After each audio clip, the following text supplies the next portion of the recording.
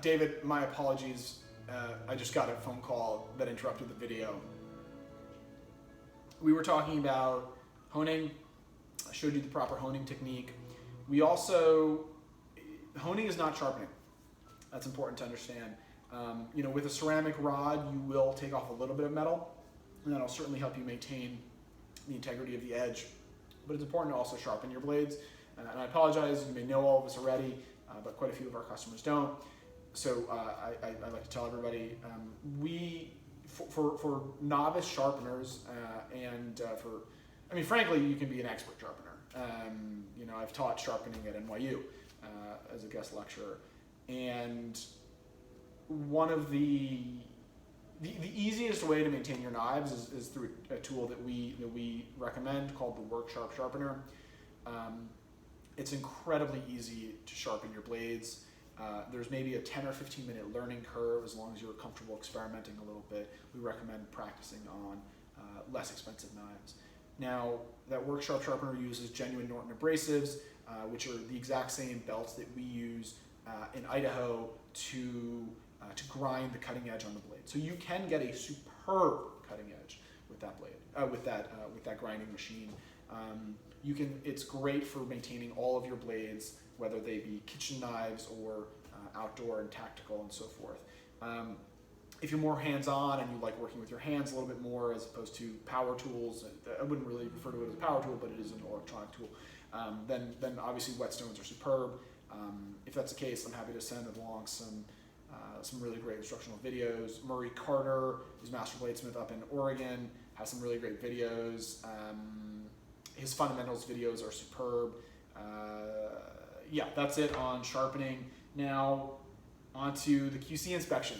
This is the part that you're really waiting for. So, you got our paring knife.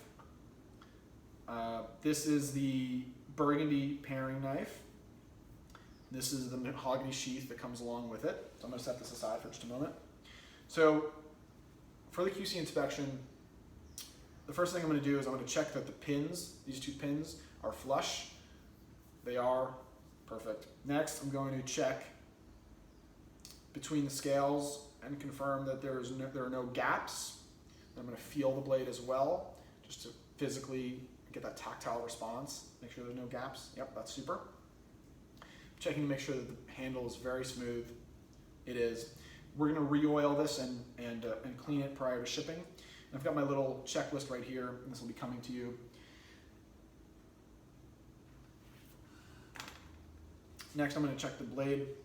So I'm going to check to make sure there is no tip flex, okay? Paring knives should have no tip flex. These are meant to be very, very sturdy and not bend as they're going around corners. And yeah, there is no tip flex. That's great. We're going to check to make sure that the spine is nice and soft. We spent a good amount of time rounding out the spine. We're going to do the same thing for the choil. That's this little area between the heel and the handle. Make sure that's nice and smooth so you're comfortable as you're working with it.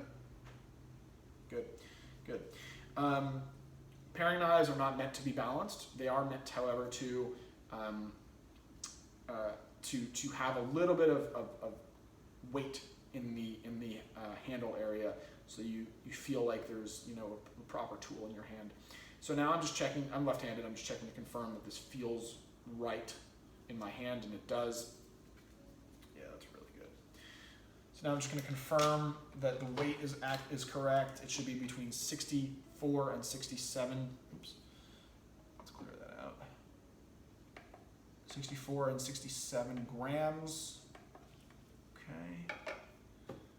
67 grams. Beautiful. Great. Now we're going to just check the grind. Make sure it's consistent. That looks great. Super. Check for straightness. Super. We're checking for chipping. No chipping.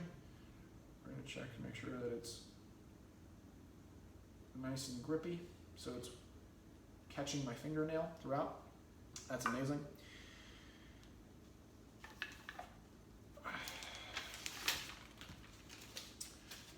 And now, the only part that I definitely can't fake will it cut magazine paper, and how easily does it cut magazine paper? So I'm going to start a little bit, actually this is an awkward position, but that's fine. Yeah, that's great.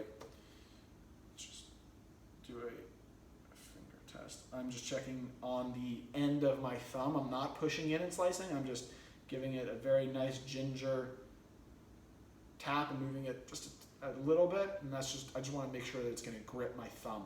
That's another way to tell that your blade is obscenely sharp. And this is very, very sharp. So please be careful with it. You have a very fine piece of craftsmanship here. I'm just going to finish up this checklist. I hope you enjoy your knife.